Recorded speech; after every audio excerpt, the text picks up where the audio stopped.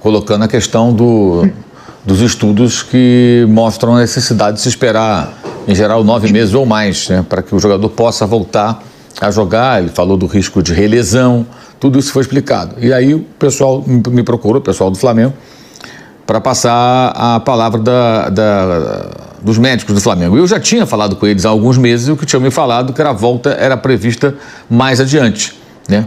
E então o que eles dizem é o seguinte, que de fato existe essa linha de pensamento, né, de esperar esse tempo específico, mas que eles estão numa linha em que o ideal, no caso ideal não, o adequado é cumprir etapas que o Pedro já cumpriu, etapas de recuperação que ele já cumpriu, né? Até eles reforçam aqui aquilo que o Gustavo falou, né, sobre os 2 anos para o ligamento poder se recompor completamente, tudo mais, né, que leva mais tempo, o cara volta a jogar bola, mas aquilo só fica totalmente reconfigurado, digamos assim, depois desse tempo, né?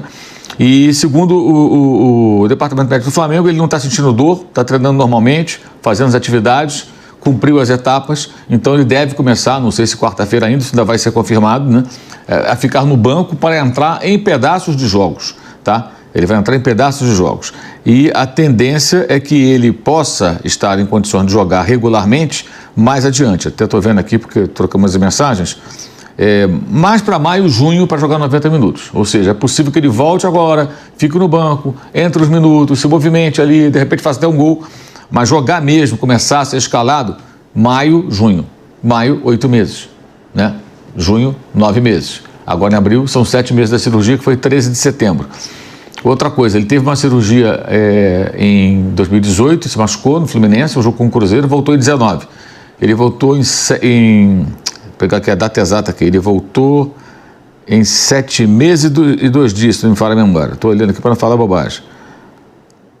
Ele voltou em 7 meses e 2 dias. Mas foi uma lesão parcial, né? Agora foi uma ruptura completa de ligamento. Segundo os médicos do Flamengo, de uma forma ou de outra, a recuperação é parecida. Ou seja, não muda tanto.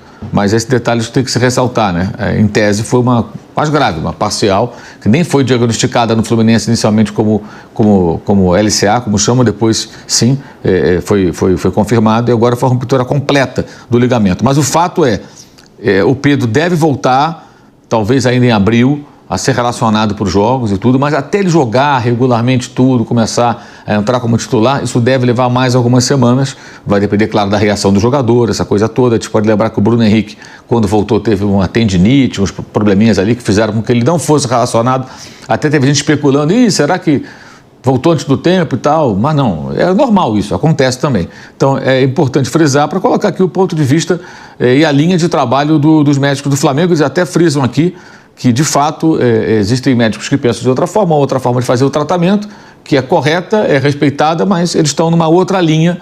E agora torcer, o Pedro, o torcedor do Flamengo especialmente, para que ele possa voltar realmente 100% e que não tenha nenhum outro tipo de problema daí para frente. E é importante frisar que é o outro joelho, né? Ele teve um joelho, agora o outro, né? Foi o direito, agora o esquerdo, né?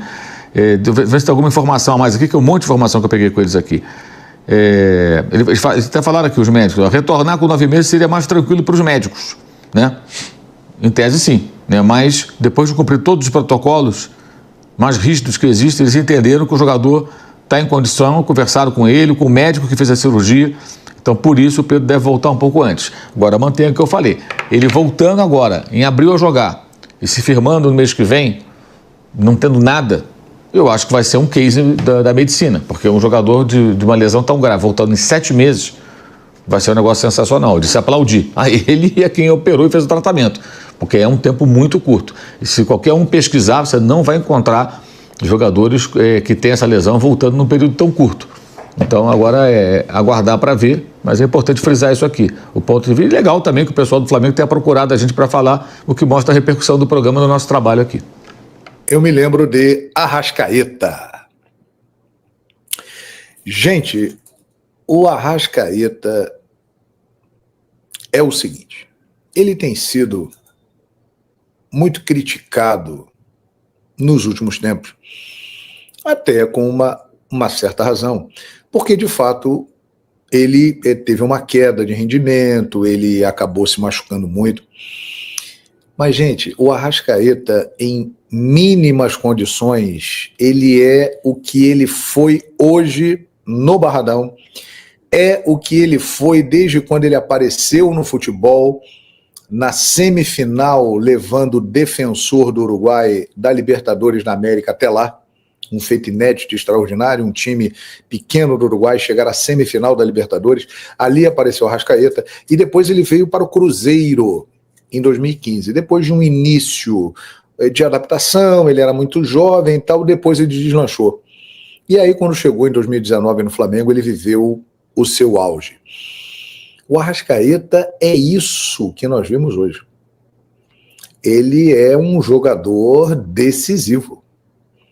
Se você pegar a quantidade de gols importantes e decisivos, de assistências decisivas, de participações em gols do Arrascaeta nesses anos todos de Flamengo, é um número absurdo. Você pode ter certeza que nesses anos de 2019 até 2024, mesmo muitas vezes ele estando fora por lesão, em muitas oportunidades marcantes do Flamengo, em gols, em assistências, ele estava ali participando.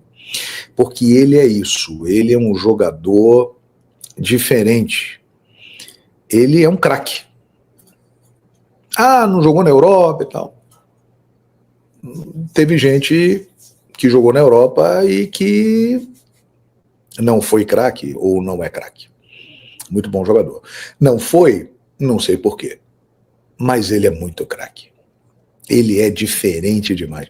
E hoje é isso, cara. Ele tá voltando de lesão, ele teve uma operação no joelho recentemente, o jogo estava difícil, o Vitória muito bem armado, 2 linhas de 4, complicado, o Flamengo batia, voltava, batia, voltava, batia, voltava. Teve oportunidade de fazer gol. Aí, de repente, quem destranca o cadeado e joga fora? Georgian Arrascaeta. Um deboche. Ele pega uma bola, aquilo ali, para desmontar retranca, para derrubar o muro, só craque como ele. Ele pega a bola, gira, deixa os 2 caras do Vitória bater um na cara do outro, os caras caem, aí aparece um monte de gente na frente dele. Um monte de zagueiro, um monte de perna. Aí você fala, já era, né? Aí é a diferença do craque. Biquinho. Ele viu o que ninguém viu. Esse é o craque. Esse é a Arrascaeta. Na hora da narração, que inclusive está aí nas redes sociais já, eu lembro de Ronaldo Fenômeno e Romário, que foram monstros sagrados do futebol, dos maiores da história, e que fizeram gols como a Arrascaeta fez hoje. Biquinho, de craque. Porque para fazer gol de bico desse jeito tem que ser craque. E o Arrascaeta é craque. Ele pode estar machucado, ele pode ainda não estar na forma física dele, mas é um cara... Tem que respeitar, né, gente? Ele é diferente. O time do Arrascaeta pode estar mal, num determinado momento não acerta uma jogada, às vezes não aparece nada no jogo, mas você pode contar. Ele vai criar uma situação, ele vai gerar uma situação que vai definir o jogo. Este é o craque. Este é Georgian Arrascaeta. E a vitória hoje do Flamengo por 2-1 no Barradão, que aconteceu no finalzinho do jogo, ela teve um sabor especial para a nação rubro-negra, para quem entende o Flamengo, para quem é Flamengo, porque ela teve um toque de nostalgia. A vitória parecia uma vitória de 2019. Por quê? Porque quem decidiu foram caras que estão na história do Flamengo, mas que continuam fazendo história no Flamengo e que vão se tornando cada vez maiores.